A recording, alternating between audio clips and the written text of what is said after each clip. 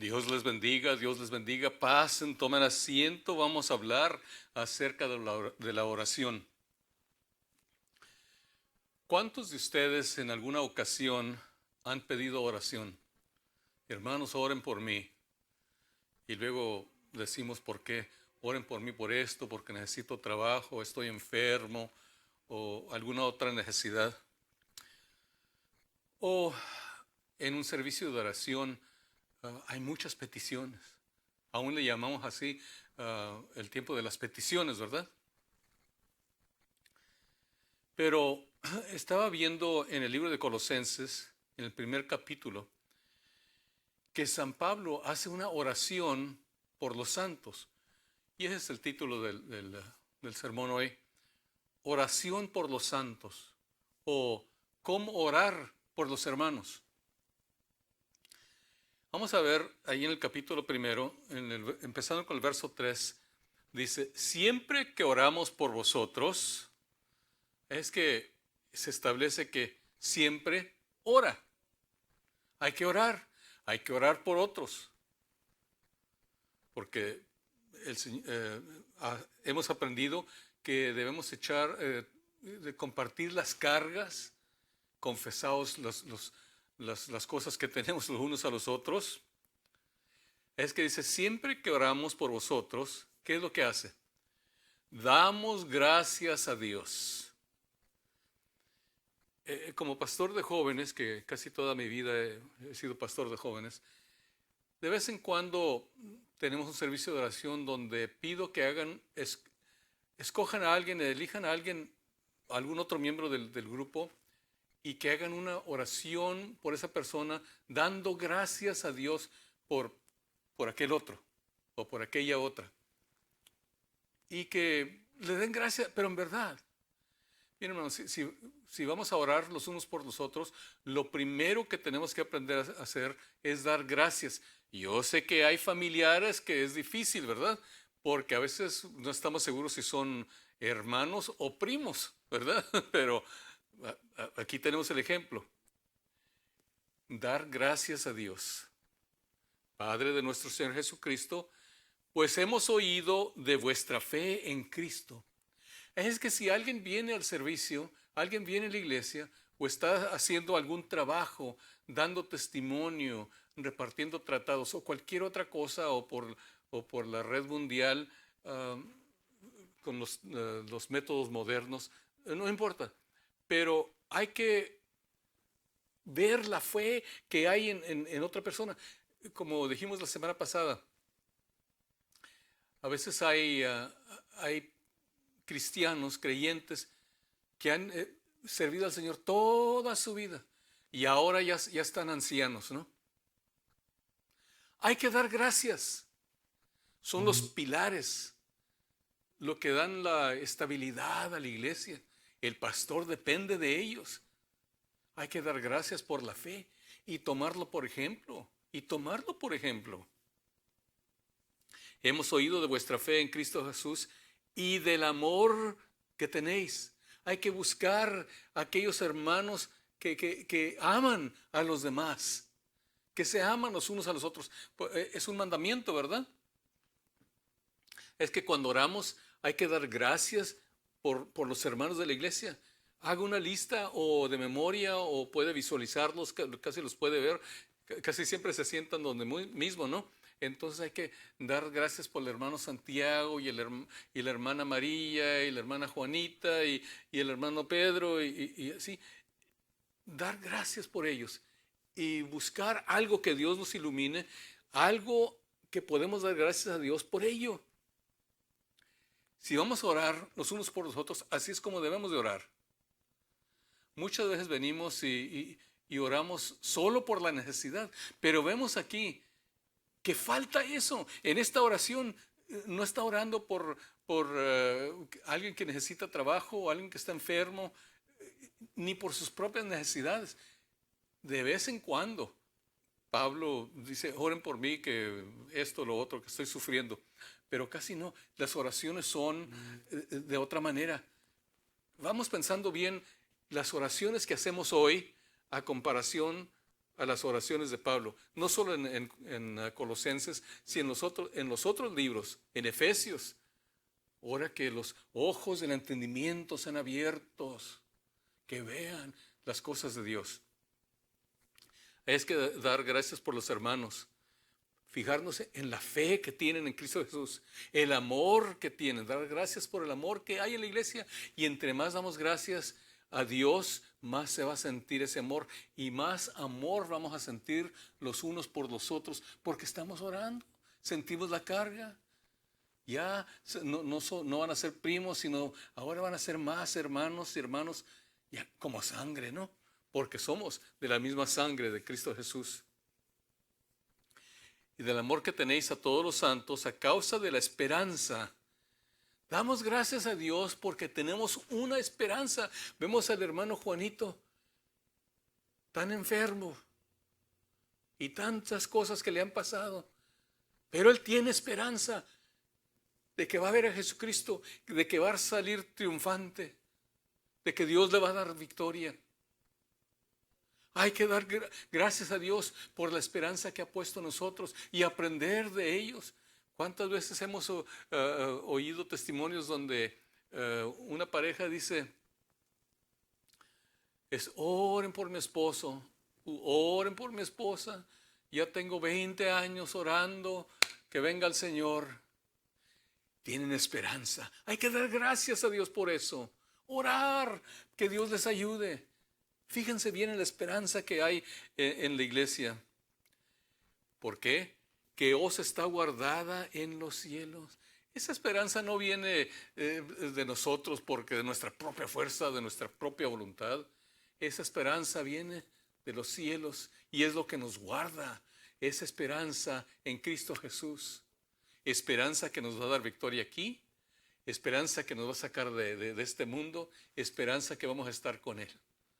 Esa esperanza es una esperanza viviente, una esperanza viva, una esperanza real en algo fuerte y firme y genuino. Cuando oramos hay que orar por eso.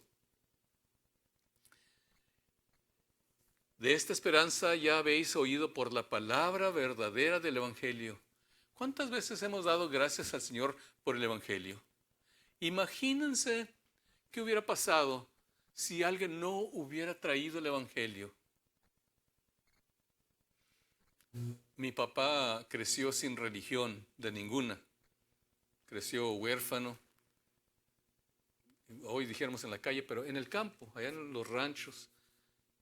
Desesperado. Él quería una familia. Había muerto su mamá. El papá no lo quería. Se sentía abandonado. Que quería familia, quería lo que todos queremos, ¿verdad? Aún estaba tan desesperado que un día fue con una bruja que le dijo, ¿cómo consigo la felicidad y para poder tener una familia? Y todo, ya le contó. Y la bruja le dijo, mira, ve, cuando la luna está quién sabe cómo, y ve al monte donde cruzan 2 senderos y allí te acuestas de espaldas y qué tantas cosas le dijo. Y lo hizo, fue y hizo todo lo que la bruja le dijo y nada cambió, nada cambió. Y él siguió creciendo. Y un día, estaba allá en un rancho haciendo un trabajo, él solo, no había nadie por mí, es él solo allá haciendo su trabajo. Cuando se acercó uno de esos carritos viejos, de esos que les daban cranque para que arrancaran, y saltó, me contó mi papá, saltó un hermano blanco, un americano, y le dijo, hola, yo me llamo Henry Ball. Tal vez usted no sepa quién es Henry Ball. Henry Ball es el fundador de las Asambleas de Dios en español. En español. Sí. Él fue el que estableció el Instituto Bíblico tanto en La Puente, California, como allá en San Antonio. Antes de que estuviera en Favens, Texas, estaba en San Antonio. Y de ahí salió el hermano Orozco, el hermano Fuentes y todos los primeros líderes de las Asambleas de Dios. Ese hermano Ball es el que vino a traer las buenas nuevas del Evangelio a mi papá que estaba tan perdido, tan perdido. No aceptó al Señor ese día, hasta después, ya de casado, con un niñito. Yo estaba en la prisión federal aquí en California, cuando vino un guardia y le empezó a hablar de Cristo. Le enseñó a leer y escribir con la Biblia, porque él quería escribirle cartas a su esposa, a mi mamá, pero no podía leer ni escribir. Y el guardia le enseñó a leer y escribir, pero con la Biblia, y aceptó al Señor. Un día que el guardia, porque primero leen los oficiales de la prisión, siempre leen la correspondencia primero antes de entregarla. Le dijo el guardia: hoy se va a bautizar tu esposa. Aceptó al Señor y se va a bautizar allá en Nuevo México. ¿No quieres aceptar tú al Señor? Ese día aceptó al Señor y su vida cambió para siempre. Y la nuestra, la mía, y la de mis hijos, y la de mis nietos, y de los demás que vienen.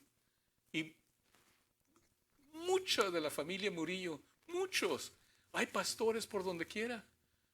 Hay pastores que vinieron de ese encuentro con el Evangelio, que alguien vino y trajo las buenas nuevas del Evangelio verdadero y puro. Dice, hay que dar gracias. Cuando vemos a un hermano, una hermana en la iglesia, pregúntele su testimonio, cómo es que aceptó a Cristo. Es algo para dar gracias. ¿Cómo le llegó el Evangelio?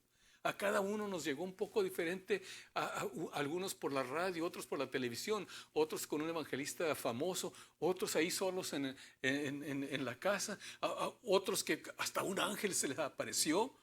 Hay que darle gracias a Dios por el Evangelio, porque es el Evangelio, las buenas nuevas de la palabra de Dios que nos sostienen.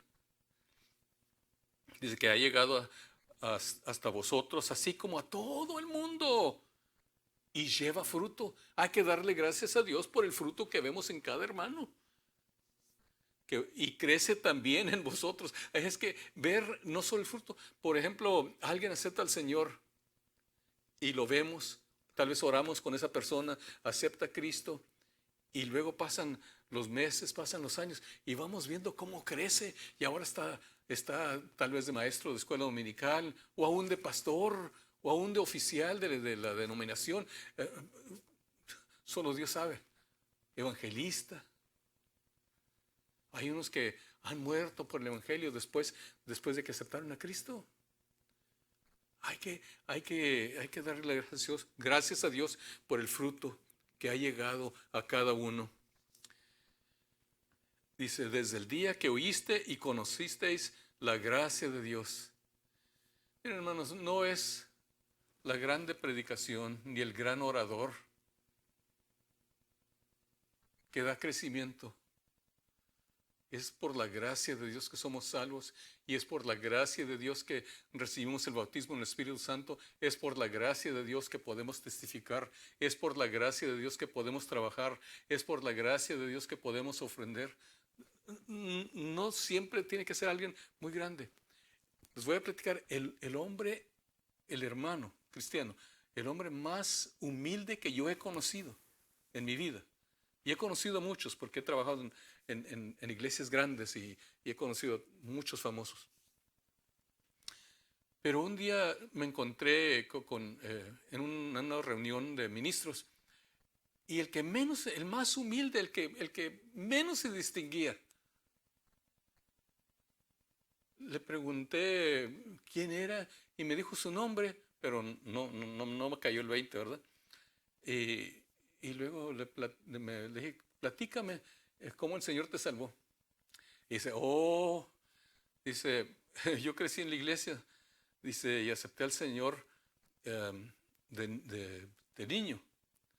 Y luego el Señor me llamó a ser pastor, pero la iglesia no crecía, hasta que un día mi suegra, gracias a Dios por las suegras, ¿no?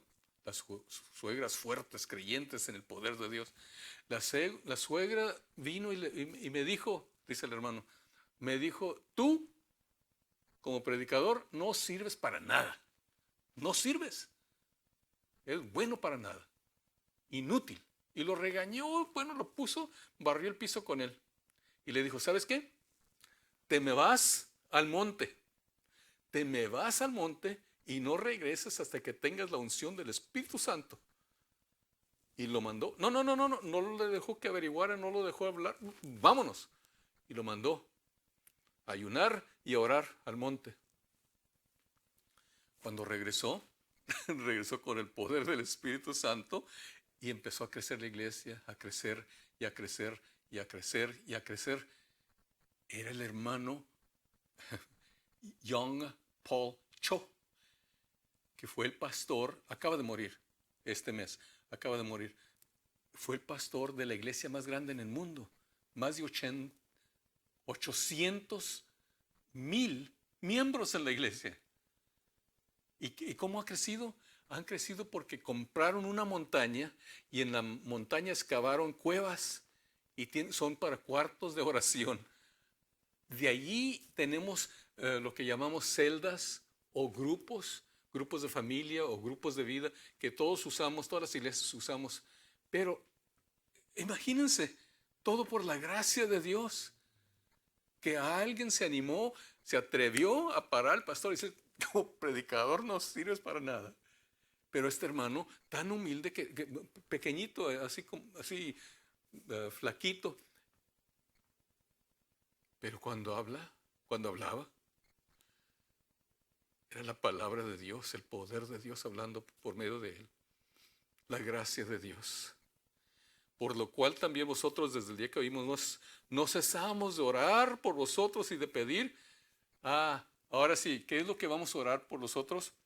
Que seáis llenos del conocimiento de su voluntad y toda sabiduría e inteligencia espiritual. Como dicen, para no meter la pata con los hermanos. Conocimiento de la voluntad de Dios. ¿Qué tan importante es eso? ¿Cuántos que se animan, se alegran y empiezan a hacer algo para el Señor, pero esa no era la voluntad de Dios y fracasan? Hay que orar por los hermanos que en todo, que orar por el hermano que sepa cómo criar a sus hijos, que Dios le dé inteligencia espiritual, le dé sabiduría. Y si así podréis andar como es digno del Señor. Orar que todos podamos andar dignos del Señor, agradando en todo, agradando en todos. ¿Cuántos hemos ofendido? ¿Alguna ocasión han ofendido? A veces no intencionalmente, ¿verdad? Pero sí, hay que orar los unos por los otros, que podamos agradar a Dios en todo. Y que lleven fruto en toda buena obra y creciendo en el conocimiento de Dios. Otra vez esto de conocer a Dios, conocer a Dios, es algo que no tiene fin. Porque Dios no tiene fin. Es desde el alfa hasta el omega, desde el principio hasta el fin. ¿Y cuál es el fin y cuál es el principio? Sabrá Dios. Solo Él sabe. Es que esto de conocer a Dios más y más profundo, hay que orar. No necesariamente que aprendan a tocar el piano, pero que aprendan a conocer a Dios conforme a la potencia de su gloria. Y así obtendréis fortaleza y paciencia y con gozo daréis gracias al Padre. Es que orar para obtener fortaleza y paciencia y gozo y aprender a dar gracias al Padre que nos hizo que aptos para participar en la herencia de los santos en luz. Esta es la oración. ¿Se fijaron que no oró porque les faltaba dinero o porque alguien estaba enfermo? Eso está bien. Pero la oración principal de Pablo para los santos era por estas otras cosas. Renominen la cinta y miren otra vez junto con su Biblia y vamos a aprender a orar como San Pablo nos enseñó a orar los unos por los otros. Yo oro que aprendamos a estar en comunión con el Señor por todos los santos y aprender a orar por todos los santos. Dios les bendiga, Dios les ayude Dios esté con nosotros, que conozcáis más y más la presencia y la gloria y la gracia de Dios. Esta es mi oración y lo pido en el nombre del Padre, del Hijo y del Espíritu Santo. Amén y amén.